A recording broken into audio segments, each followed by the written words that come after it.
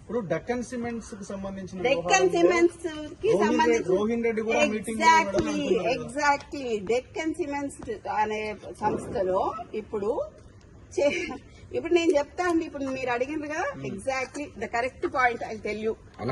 ఇది సిఎంఓ నుంచి వచ్చిన, ఇది సిఎంఓ. మీరు please come here, I tell you. ఎందుకనంటే